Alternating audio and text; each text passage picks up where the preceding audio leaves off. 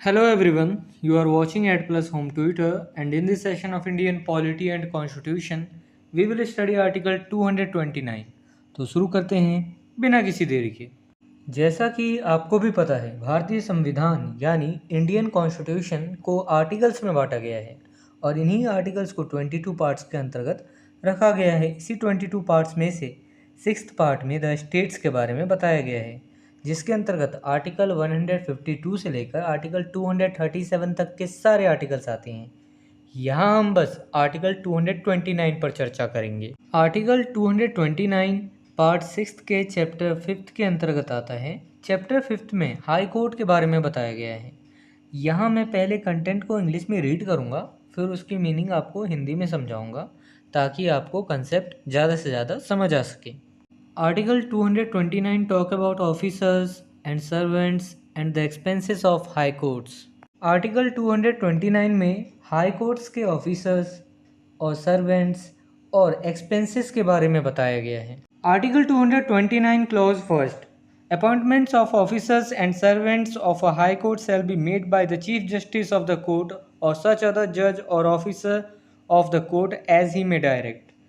Provided that the governor of the state may by rule require that in such cases as may be specified in the rule, no person or not already attached to the court shall be appointed to any office connected with the court save after consultation with the State Public Service Commission. High court के officer और servants का appointment यानी नियुक्ति court के chief justice या court के ऐसे अन्य जज या ऑफिसर द्वारा की जाएगी जिसे वह यानी चीफ जस्टिस निर्देश दे, परंतु स्टेट का गवर्नर नियम द्वारा यह अपेक्षा कर सकता है कि ऐसे मामलों में जैसा कि रूल में स्पेसिफाइड किया गया है, कोर्ट से पहले से अटैच ना होने वाले किसी व्यक्ति को स्टेट पब्लिक सर्विस कमीशन से कंसल्टेशन के बाद ही कोर्ट से संबंधित किसी पद पर अपॉइंट किया जाएगा, अन्यथा नहीं किया जाएगा। देखिए, इसे आसान शब्दों में समझते हैं। इसमें ऐसा कहा गया है कि हाई कोर्ट्स के जो ऑफिसर्स होते हैं, सर्वेंट्स होते हैं, तो उनका अपॉइंटमेंट जो है हाई कोर्ट के चीफ जस्टिस द्वारा किया जाता है, या चीफ जस्टिस अगर नहीं करता है अपॉइंटमेंट तो चीफ जस्टिस के निर्देशानुसार किसी अन्य जज या ऑफिसर के द्वारा ऐसे व्यक्ति की नियुक्ति कर ली जाएगी।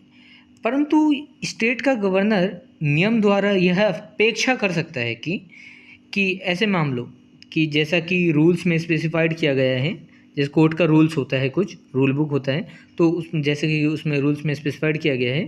कोर्ट से पहले से अगर कोई व्यक्ति अटैच नहीं है, जुड़ा हुआ नहीं है, कोर्ट से पहले से ही जुड़ा हुआ नहीं है ऐसा व्यक्ति, तो उसको जो है स्टेट पब्लिक सर्विस कमीशन से कंसल्टेशन के बाद ही कोर्ट से संबंधित किसी पद पर अपॉइंट किया जा सकता है, वरना नहीं किया जाएगा। और ऐसे किसी व्यक्ति को जो कोर्ट से पहले से जुड़ा हुआ नहीं है, अगर उसे कोर्ट में ऑफिसर वगैरह सर्वेंट का पद दे दिया जाता है, तो इसमें जो है गवर्नर हस्तक्षेप कर सकता है और कानून की अपेक्षा के लिए, कानून को सही ढंग से चलाने के लिए तो ऐसी बात रख सकता है कि पहले आप स्टेट पब्लिक सर्विस कमीशन से कंसल्ट कीजिए। तो ये गवर्नर इसकी अपेक्षा कर सकता है। Article 229 clause second. Subject to the provisions of any law made by the legislature of the state, the conditions of service of officers and servants of a high court shall be such as may be prescribed by rules made by the Chief Justice of the court or by some other judge or officer of the court authorized by the Chief Justice to make rules for the purpose, provided that the rules made under this clause shall, so far as they relate to salaries, allowances, leave or pensions, require the approval of the governor of the state. देखिए, किसी भी state का legislature द्वारा बनाई गई किसी कानून के प्रोविजंस के अधीन रहते हुए हाई कोर्ट के ऑफिसर्स और सर्वेंट्स के सर्विसेज के कंडीशन यानी शर्तें ऐसी होंगी जो कोर्ट के चीफ जस्टिस द्वारा या चीफ जस्टिस द्वारा इस पर्पज़ के लिए रूल बनाने के लिए ऑथोराइज्ड कोर्ट के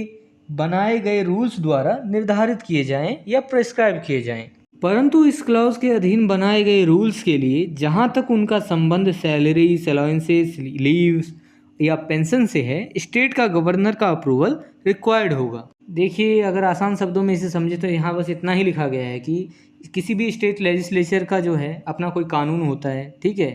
विधानमंडल का कानून होता है विधानमंडल का, तो उस कानून के अंतर्गत रहते हुए उससे बाहर ना जाकर कानून के अंतर्गत रहते हुए, उसके प्रोविजंस उपबंध के अंतर्गत रहते हुए हाई कोर्ट के जो ऑफिसर्स और सर्वेंट्स होते हैं, जो उनके सर्विस के कंडीशंस होते हैं, वो किसके द्वारा डिसाइड किया जाएगा? वो चीफ जस्टिस द्वारा डिसाइड किया जाएगा कि सर्विसेज के क्या कंडीशंस होंगे। या फिर चीफ जस्टिस द्वारा इस पर्पज़ के लिए रूल्स बनाने के लिए कोई जो ऑथोराइज्ड कोर्ट है कि किसी अन्य जज या ऑफिसर द्वारा बनाए गए रूल्स द्वारा भी निर्धारित किया जा सकता है, प्रेस्क्राइब किया जा सकता है कि उन ऑफिसर्स और सर्वेंट्स के कंडीशंस क्या होंगे जो हाई कोर्ट्स में नियुक्त किए जाएंगे। तो यही इसमें लिखा गया है। और अगले पॉइंट में यह लिख दिया गया है, अगले पैराग्राफ में, कि इसमें एक और बात लिखी गई है कि वो रूल्स जिनके लिए जहाँ तक उनका संबंध सैलरीज, अलाउंसेस और छुट्टियाँ या पेंशन से है, उसमें स्टेट के गवर्नर का अप्रूवल रिक्वायर्ड होगा।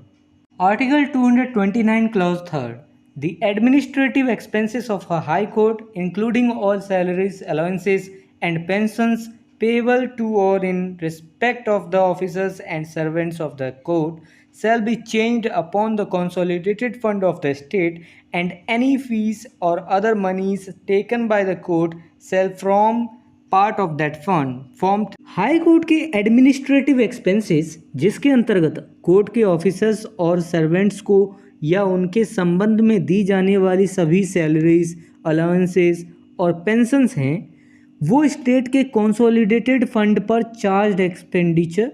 के रूप में किए जाएंगे और कोर्ट द्वारा ली गई कोई फीस या अन्य धनराशि उस फंड का भाग होंगी। देखिए यहाँ एक शब्द आया कि कंसोलिडेटेड फंड पर चार्ज एक्सपेंडिचर, और दूसरा आया कि फंड का भाग होना, कंसोलिडेटेड फंड का भाग होना। तो दोनों में यह फ़र्क है कि जो चार्ज एक्सपेंडिचर होते हैं वो फिक्स होते हैं। अब किसी व्यक्ति को सैलरी देना है, ये तो हर महीने देना ही देना है, तो ये फिक्स है, तो इसे कहा जाएगा चार्ज एक्सपेंडिचर। और जब बस ये है कि ये कहीं से ये पेमेंट आ गया, कोई अन्य फीस वगैरह है जो पेमेंट कभी कभार कर देनी है, तो ये क्या है कि ये फिक्स नहीं है कितना पेमेंट करना है क्या नहीं करना है, तो ये एक फंड का पार्ट हो जाएगा उस कंसोलिडेटेड फंड का। ये चार्ज नहीं होगा कंसोलिडेटेड फंड पर, ये एक पार्ट हो जाएगा। कुल मिलाकर इसमें यह कहना है जो यहाँ पे हमने पढ़ा कि कंसोलिडेटेड फंड से ही पैसा दिया जाएगा। जो कंसोलिडेटेड फंड होगा किसी स्टेट का, उसी से पैसा दिया जाएगा। If this video is helpful for you, then please like and share this video, and if you want see some more these type of videos, then subscribe the channel and click the bell icon and select the all option for upcoming videos. And I hope you have a great experience by watching the Ad Plus Home Tutor.